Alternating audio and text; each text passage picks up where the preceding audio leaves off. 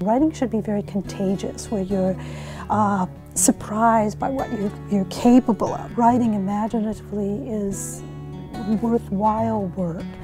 All beginning writers have to begin to trust the language that they use in their actual lives, so that they can find in that the poetry or the imaginative spark.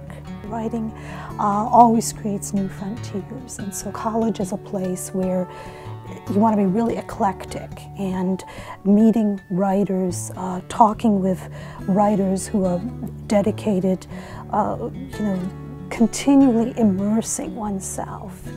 I think what happens with students who are successful is they have a lot of desire to write. They learn at Lafayette to read deeply, to let themselves be influenced.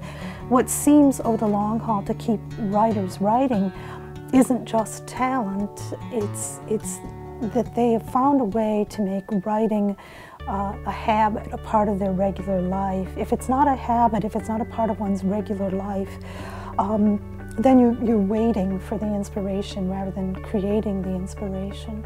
All of us who teach here write and are dedicated to writing. It gives students a sense that we're in this together. Writing takes years to come into one's own, and it's really nice to have the flames lit here for so many writers.